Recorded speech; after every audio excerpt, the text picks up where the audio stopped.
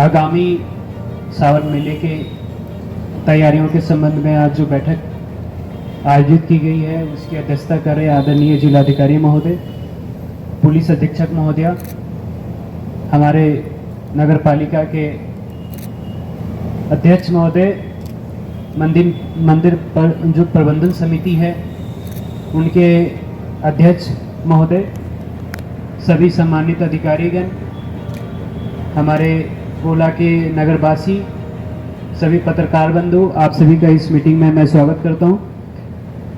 मैं अब सीधे जो सावन मेले में जो विभाग इससे संबंधित हैं और उनकी क्या तैयारियां हैं और उनको और क्या करना है उस बिंदु पे आता हूं। और सबसे पहले मैं जो हमारे कॉरिडोर के जो निर्माण कार्य कर रहे हैं यूपीपीसीएल, उनको जैसे कुछ तो आपको तैयारी कर लेनी है, जैसे कि थोड़ा सा आप अब साइड हो जाए।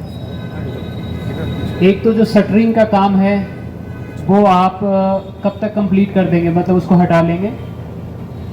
सर 28 नहीं, मैं चाहूँगा कि आप 28 नहीं, उसको 25 तारीख तक कंप्लीट कर लें, क्योंकि उसके बाद जो सावन के लिए जो मंदिर में तैयारी करनी है उसके लिए भी हमारे पास समय हो, तो ये 25 से 26 तक उसको कंप्लीट कर लें। सर 24 से काम शुरू हो जाएगा, डिशटरिंग का काम शुरू हो जाएगा 24 तारीख से। ठीक है, तो जो जिम्मेदारियां हैं सर वो भी सबको मैं ब्रीफ में बताता जाता हूं सर।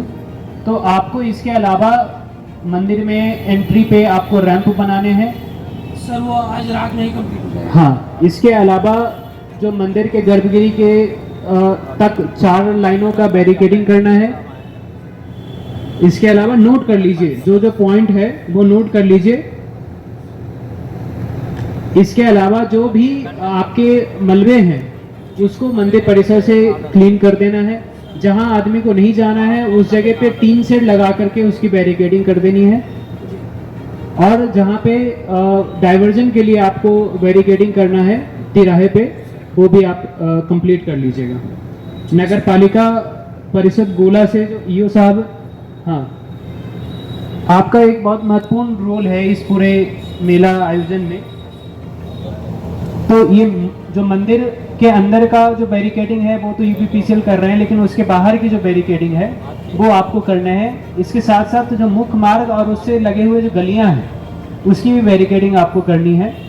इसके अलावा जो श्रद्धालु आएंगे और वो रुकेंगे विभिन्न स्थलों पे, तो वहाँ पे जो मोबाइल टॉयलेट है, इसके अलावा प्रकाश की व्यवस्था, पानी की व्यवस्था और वहाँ पे रेगुलर सफाई की व्यवस्था, ये विशेष तौर से आपको देखना है। और कई बार ऐसा होता है कि शौचालय हम लगा तो देते हैं लेकिन उसमें हमारी जो टीम होती है वो रेगुलर उसको सफाई नहीं करती है और उसकी वजह से वो यूज़ करने लायक नहीं रहता है। वो उस चीज़ पर विशेष तौर से आप ध्यान दीजिएगा। इसके अलावा जो मंदिर परिसर में है, चूँकि जल और उसके साथ बेलपत्र और फूल माला लगातार लोग लेकर के आते हैं, तो उसकी कंटिन्यूअस सफाई होते रहना चाहिए। शिफ्ट वाइज आप सफाई कर्मियों की ड्यूटी लगा दीजिएगा, वो रेगुलर सफाई करते रहें और उसका निरंतर मैं कहूँगा कि आपके जो सफाई इंस्पेक्टर वगैरह हैं उनसे उसको दिखवाते भी रहिएगा।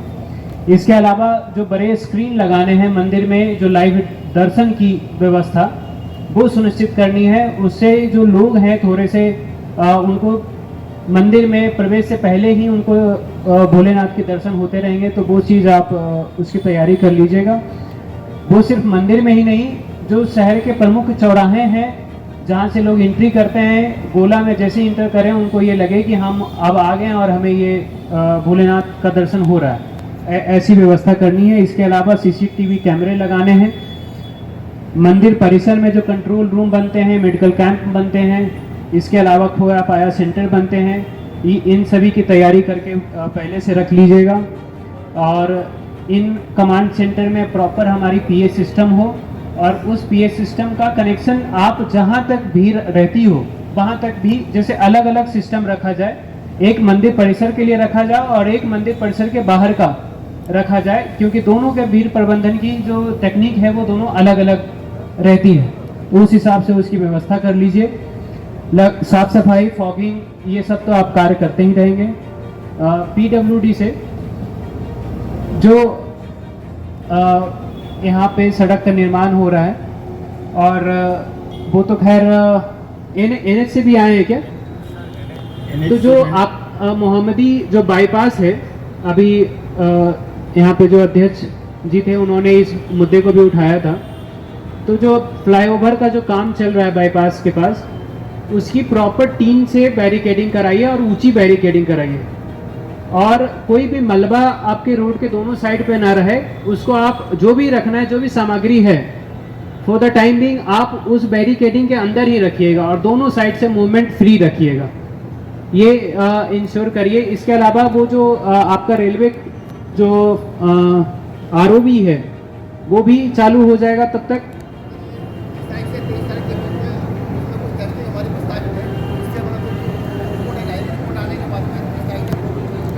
ठीक है, तो ये महत्वपूर्ण आपका जो है मोहम्मदी बाईपास का काम है, उसकी बैरिकेडिंग का काम है, वो उसको सुनिश्चित कर लीजिएगा।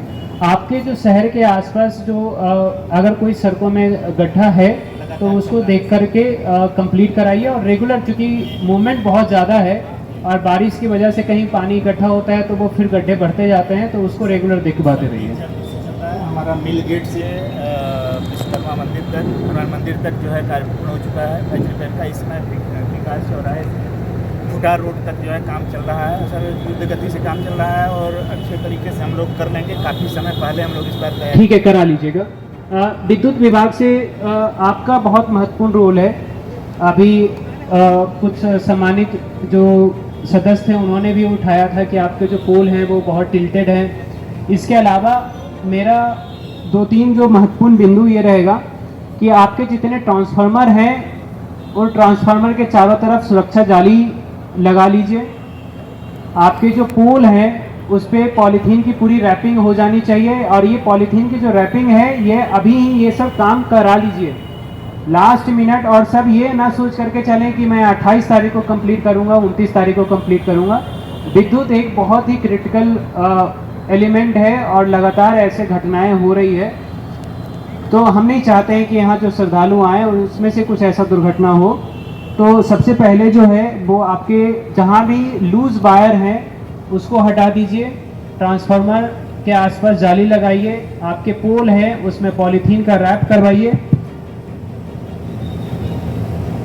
और जहाँ पर भी ऐसा लगता है कि पानी जमा होता है और वहाँ पे आपके विद्युत उपकरण हैं तो आप तत्काल जो नगर पालिका से समन्वय स्थापित करके वहाँ से पानी निकासी करवाइएगा। कहीं भी पानी में, कहीं पोल में करंट ना आए। लगातार आपके कर्मचारी घूमते रहें, देखते रहें, और कहीं भी अगर पोल कहीं टिल्ट होता है, कोई तार लूज होता है तो उसको तत्काल मरम्मत करें।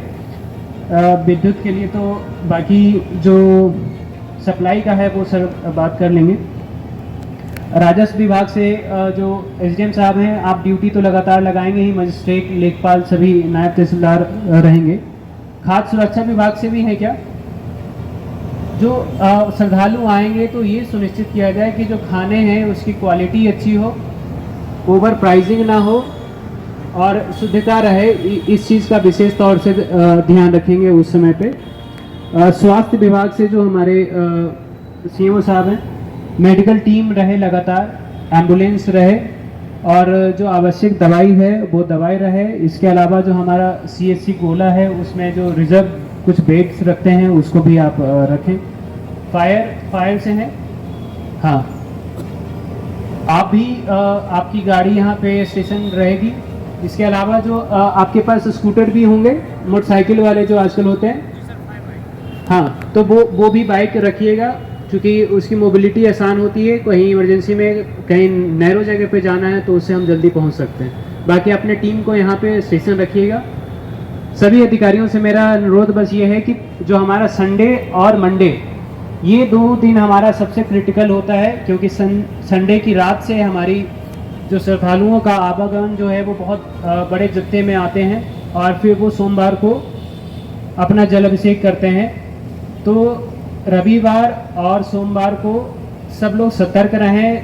स्वयं जो जिला स्तरीय अधिकारी हैं वो यहाँ पर रहें और व्यवस्थाओं और अपने अधिकारियों की उपस्थिति भी सुनिश्चित करें। और मेरी पूरी आशा है और मुझे उम्मीद है कि जो हम आगामी सावन मेला है वो बहुत ही सफलतापूर्वक और पहले से भी बहुत अच्छा और भव्यता के साथ संपन्न कराएंगे। बहुत बहुत धन्यवाद।